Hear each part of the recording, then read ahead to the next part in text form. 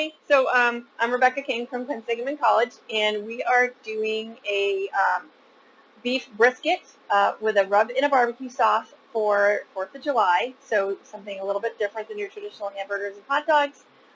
So I'm going to start with doing the rub for our beef brisket. So we have just the plain beef brisket, which is the same cut of meat as a corned beef brisket. The only difference is it's not cured, salt cured, like a corned beef, when it's not corned. So it's just a plain beef brisket. And they're traditionally slow cooked. So this is a meat that you're not going to cook really fast. This is a slow cooking meat. This particular recipe can be done in the slow cooker, pressure cooker, or in the oven. We are going to do the oven method for this. So the first thing we're going to do is we're going to start off by measuring out our ingredients for our rub. Okay, so my first ingredient is going to be brown sugar. So rubs are very common when you're dealing with any type of whole muscle meat. It's great for summertime things, so you can rub turkey breast, chicken breast, you can do brisket, you can do pork loins, you can do ribs, basically any type of meat like that, and could be slow roasted, slow cooked, or even done on the grill. But the brisket, you do want to have some moisture and some long, slow heat. So whether you're using a smoker, an oven, pressure cooker, or a crock pot slow cooker.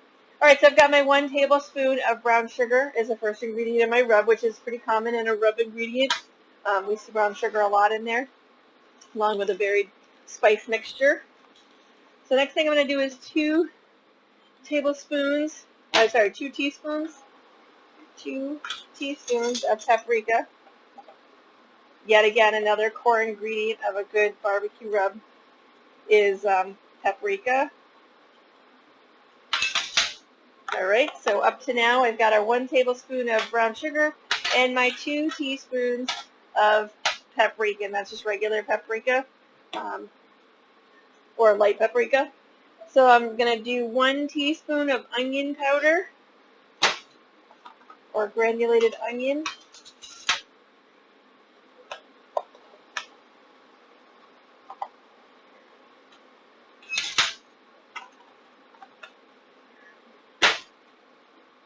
There. So I've got my 1 tablespoon of brown sugar, 2 teaspoons of paprika, and I've got my 1 teaspoon of onion powder.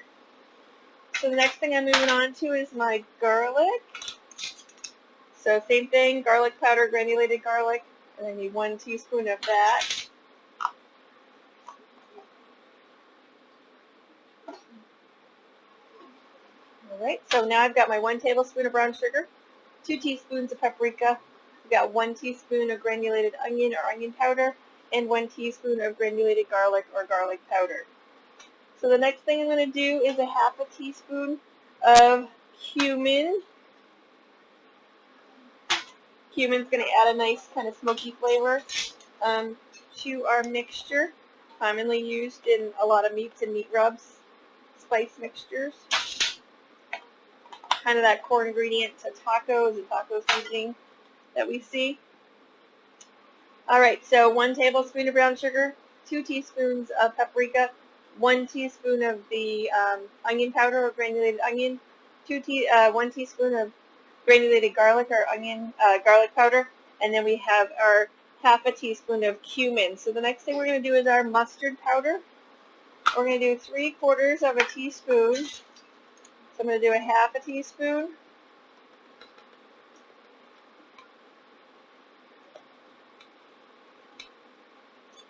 Plus 1/4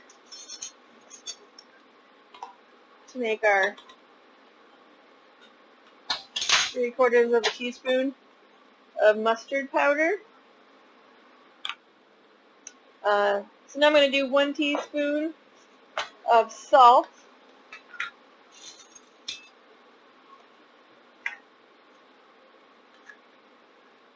Salt is another good core ingredient in your rubs. And a 1/2 teaspoon of black pepper is going to be our last.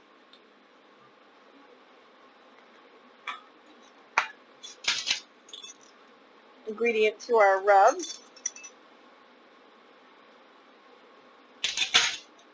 All right, so we should have our 1 tablespoon of brown sugar, 2 teaspoons of paprika, our 1 teaspoon of granulated onion or onion powder, 1 teaspoon of granulated garlic or garlic powder.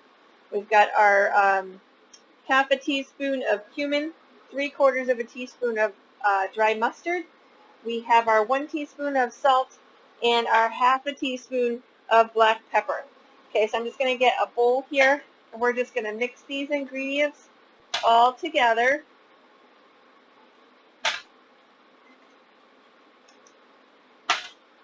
To make our rub. So rubs can really be made up of any combination of spices that you like flavor-wise. They're typically a balance of those flavors. They're called a rub because rubs are usually rubbed onto a meat or rubbed onto whatever product you're doing, whether it's a potato, a meat product, but the whole nature of the rub is that it gets rubbed into whatever product you're cooking. Okay, so I want this mixed pretty good because we're going to want to get this nice and mixed up to rub onto our meat. So our next procedure is you want a 3 to 4 pound piece of brisket.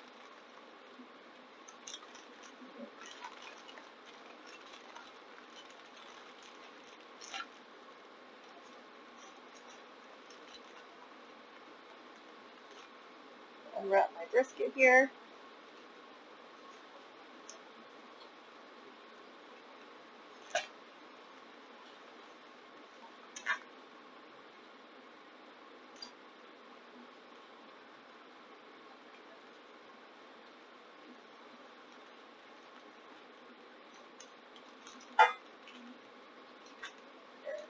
Before I take that out fully, I'm going to spray my pan down a little bit because we are going to add our sauce to this, which could be kind of sticky in your pan. So a little pan spray is going to help you with cleanup later. All right. And so usually when you're dealing with brisket like this, you want to get kind of the real fatty part of there's always going to be that fat layer on the brisket. I try to find a fattiest end, which is going to seal in the juices and the flavor. And we put that side up.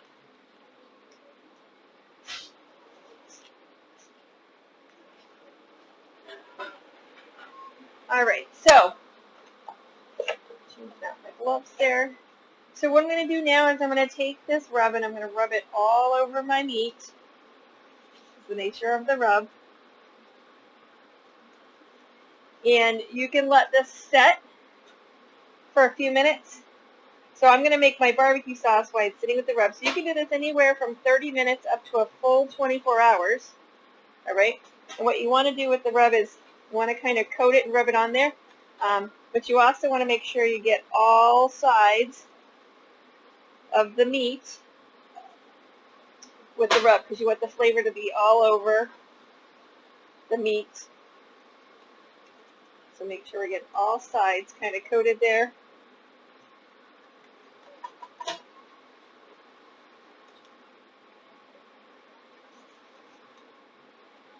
So all our sides, all our flat sides, top and bottom, we're going to coat with this rub. And the good thing about rubs is you can sometimes make a bigger batch and you can just store it in your cabinet in a Ziploc bag or a sealed container and it will last for quite a long time. I do that a lot. I'll make a big batch and I will just use it for different meats, especially over the summertime. The good thing about these is they're versatile to different kinds of meat, so you could use the same rub for chicken, you could use it for beef, you could use it for pork. I sometimes even use it for seafood, so fish and like shrimp. All right, so I've got my brisket. It's all kind of rubbed out, so I'm going to let that sit for a few minutes while I start to mix my barbecue sauce. So for my barbecue sauce, I'm going to start off with 2 cloves of minced garlic.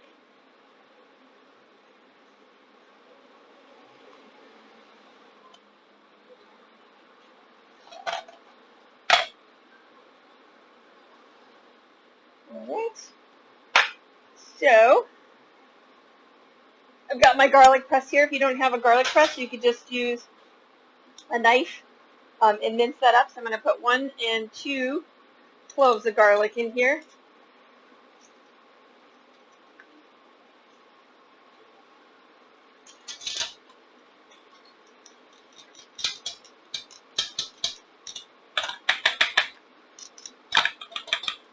All right, so I've got my 2 cloves of garlic to start my barbecue sauce. All right, so the next thing I need is a 1/2 cup of apple cider vinegar. So I've got my measuring cup here. Got my apple cider vinegar, very commonly used in barbecue sauce, even when I do pulled pork or something like that at home. If I use bottled barbecue sauce to finish off my pulled pork, I actually usually add a little bit of cider vinegar to that because it adds a really nice flavor to the meat in the sauce. So it's not uncommon to see the apple cider vinegar, a little bit of a sweet, tangy bit of the cider vinegar is great for both the meat and the flavor of the sauce. Okay, so I've got my 1/2 cup of apple cider vinegar in addition to my 2 cloves of garlic that I already started with. Okay, now I need 1 1/2 cups of ketchup.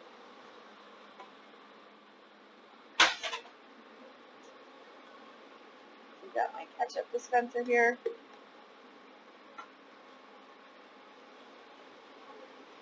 Just going to pour this into my measuring cup.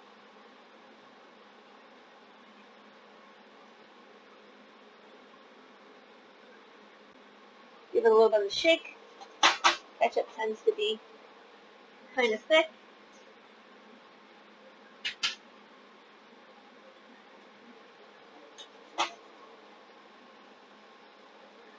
So ketchup is pretty much the core to any barbecue sauce. You tend to see that as the base ingredient, which is why it's in such a large quantity here.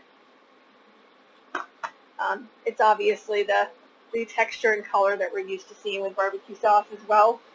Typically the darker complexion of your barbecue sauce comes from the added ingredients to the tomato or the ketchup base, which would be that vinegar and the spice mixture that we would use.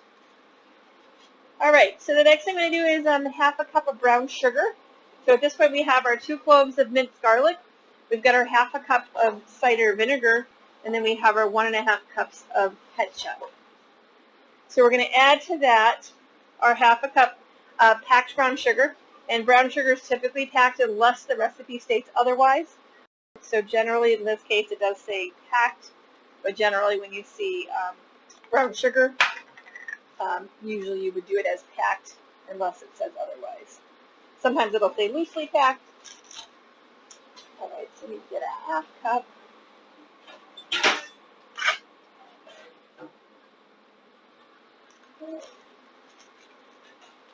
And I like to just scoop my brown sugar right in the bag using my hands to kind of level it off and pack it at the same time. Makes it a little bit neater. You don't have a lot of cleanup there. Brown sugar can be really sticky and kind of get everywhere. So I like to do that. So kind of just pack it in there really good using the bag. And then I've got a nice formed brown sugar. And that's a 1/2 cup pack, so it should look like a little bit of sandcastle there. All right, so we've got our 2 cloves of garlic minced. We've got our 1/2 cup of cider vinegar. I've got my 1 1/2 cups of ketchup. And I've got my 1/2 cup of brown sugar. So now we're going to do our 2 teaspoons of black pepper. So this is going to be, this is an each. So we're going to do, your recipe says 2 teaspoons of black pepper, onion pepper, and mustard powder. So we're going to do 2 teaspoons of each. First is my black pepper. Then I'm going to do my mustard. All right, so my ground mustard was 2 teaspoons as well.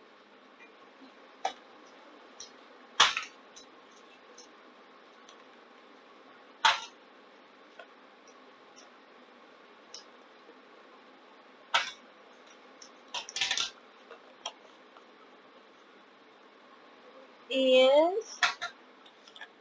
then we're going to do 2 teaspoons of onion powder.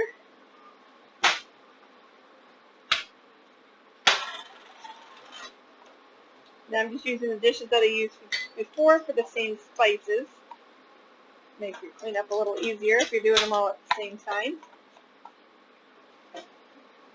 Alright, so now I've got my 2 cloves of garlic minced. I've got my 1/2 cup of cider vinegar, my 1½ cups of ketchup, my 1/2 cup of packed brown sugar. Got my 2 teaspoons of black pepper. Got my 2 teaspoons of the ground mustard powder. And then I've got my 2 teaspoons of the onion powder. So now I'm going to do 1 teaspoon of cayenne. So we're going to add a little bit of heat to this, which is pretty traditional, especially if you're doing Texas-style barbecue, to see the little bit of spice in there. So their barbecue tends to be a little sweet and a little spicy. But just 1 teaspoon, should not be too bad. If you're concerned about spiciness, you can always tone it down. You could do a 1/2 teaspoon, 1/4 teaspoon, whatever works for you. Okay. And last but not least, we have 1 tablespoon of Worcestershire sauce that we're going to do, which is commonly used in a lot of meats as well. And it's 1 tablespoon.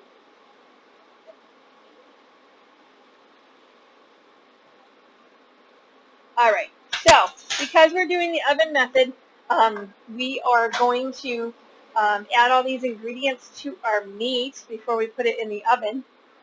And what I'm going to do, just because I like to have my stuff mixed pretty well, is I'm going to just do a quick mix on the stovetop of my sauce, because I like to have it pretty thoroughly mixed before I add it into my meat. I'm going to spray it down a little bit because, yet again, so the barbecue sauce can really stick. I'm going to make sure my oven's on 325. Okay, 320, 325 is where the oven needs to be set for that nice slow cooking. All right. All right, so I am going to do, I'm going to add my onion here, my garlic. I'm going to saute that for a few seconds while I get the rest of my ingredients added in there.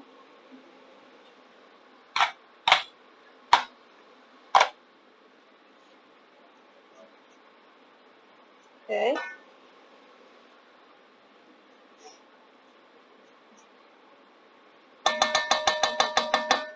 Now I'm going to add my ketchup.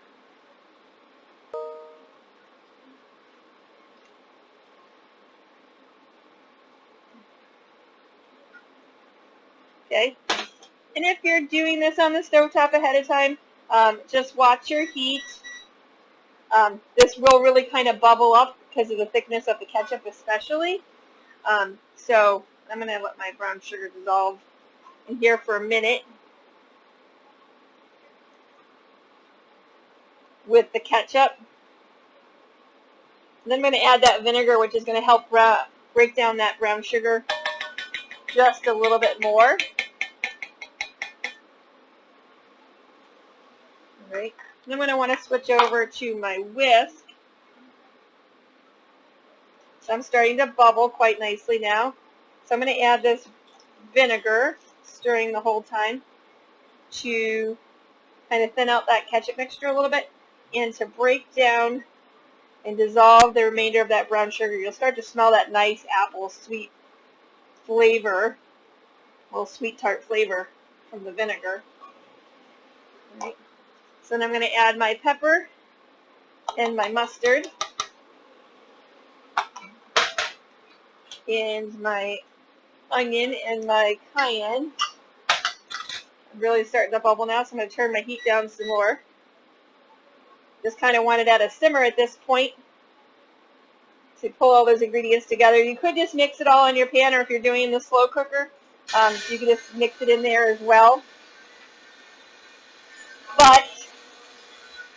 like I said, I kind of like to cook it and get everything all nice and dissolved ahead of time before I add it to my pan.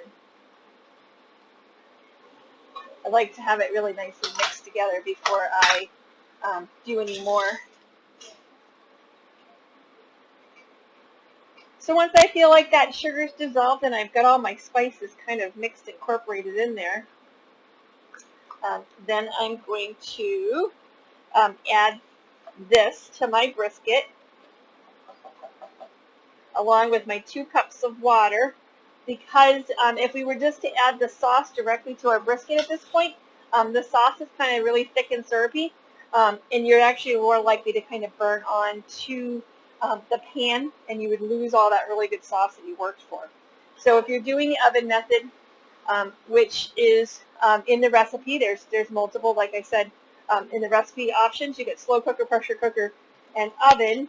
And if you look under the recipe for the oven directions, it does say to add the 2 cups of water to our sauce when we add it to our meat. And what that's going to do is it's going to make a little bit of a broth. And don't worry about the sauce being kind of thinned out, because we are going to, when the brisket is done and finish it, we're actually going to return our barbecue sauce to our pan. We're going to reduce it down and thicken it up a little bit, so we get that nice saucy consistency for when we finish up our meat. All right, so I'm going to take my mixture. I'm going to pour this kind of around my meat. I don't want to lose a lot of my rub, so you can kind of drizzle the sauce a little bit over there. But I'm mostly going to do in and around. You're going to have the opportunity to kind of baste your meat throughout the cooking process. Okay? With the oven, it's going to be low and slow. So going to be about 4 to 5 hours, depending on the cut of meat and the size that you're doing. All right? So when you go in and you check on this, you are going to kind of baste the meat a little bit. So I'd say maybe every hour, every 2 hours.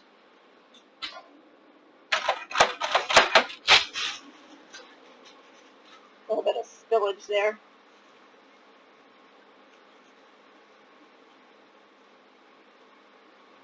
Okay, so what I'm going to do now is you want to either double it up. I like to use a piece of wax paper or parchment paper, something like that, especially when I'm dealing with the barbecue sauce, because the acid in that can actually react with your foil, and it'll kind of eat away at the foil, and sometimes that foil residue will end up on your meat. So I like to do just a piece of wax paper or parchment paper right on top of that. And then I'm going to cover it with a piece of foil.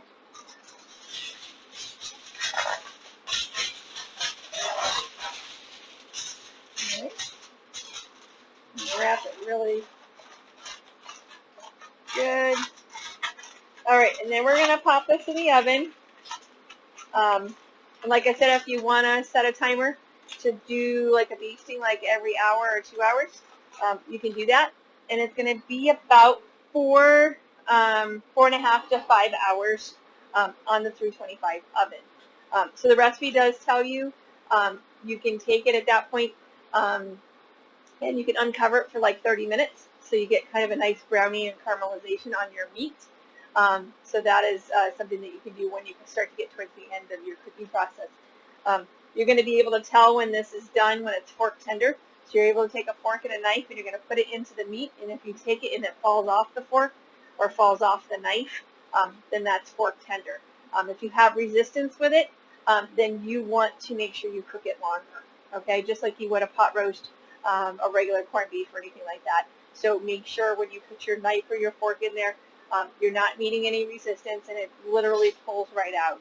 Okay, that's going to be, or you can even take your fork and kind of try to pull at it and literally see if it kind of shreds or pulls apart for you. With the brisket, you really want nice and tender for it to be good and flavorful, as well as, you know, something that's desirable to eat texture-wise. When it's tender, it's going to be really nice and buttery. And that's what we're looking for with the brisket. All right, so I'm going to put this in the oven, and then I'm going to set my timer so I know when to baste.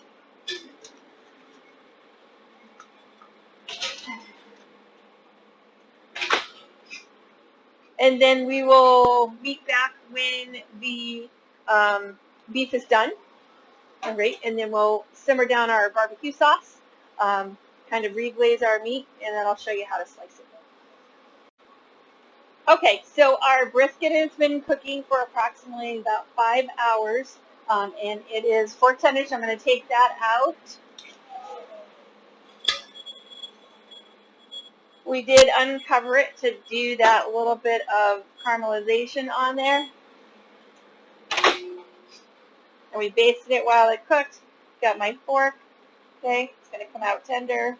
And putting that on my board. Set that aside. In the meantime, I'm going to take my sauce. As I work on my slicing, I'm going to take my sauce and over low temperature, about 3 or 4 on your oven, your stove dials. I'm going to take my sauce and I'm going to reduce this down. So I'm going to get that heating so we can get that reduced down and kind of nice and thick and bubbly. It's got all that meat juice in there from where we've been roasting and basting over that 5 hours.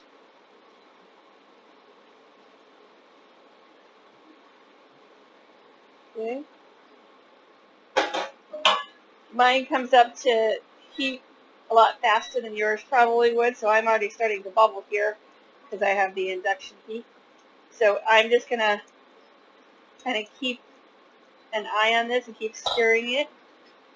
Want it at a nice simmer so we can get that reduced down. Okay, so now we're going to work on slicing up our brisket. In brisket, you want to get a nice slicing knife, and you want to go in nice thin slices for your brisket. Not to the point where it falls apart, but it's a nice thin piece, especially if you're using it for sandwiches. We want to make sure we're doing those nice thin pieces. Just makes it a little bit more tender, a little bit easier to eat. Stack up my slices here. So you can see it's not pink, obviously, because this has been roasting for the 5 hours.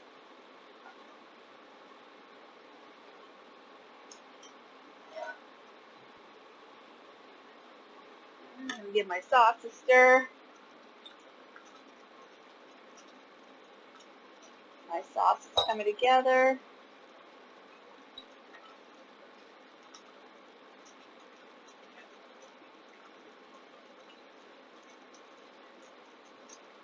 Because we roasted it with the meat, it does have a little bit of that fat layer in there. You can skim that off if you want, or you can reduce it down.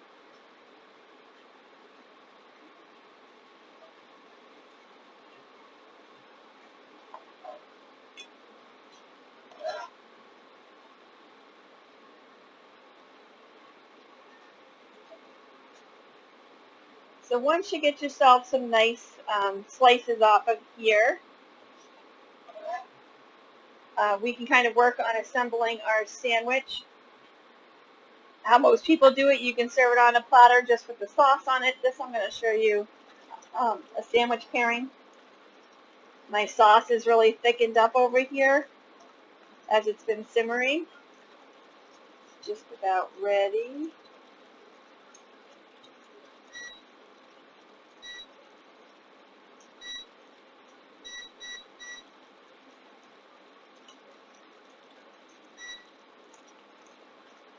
All right, so I got my bun here. Take my slices and fold them up onto my roll here.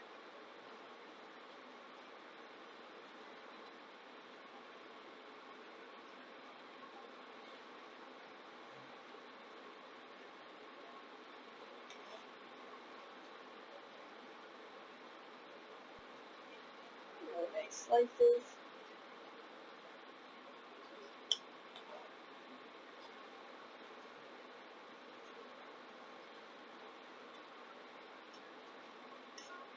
Okay. So now I'm going to get my sauce. That's kind of nice and thick and bubbly at this point.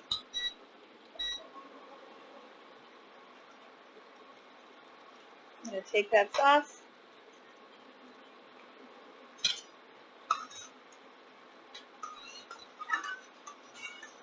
Give it a good stir.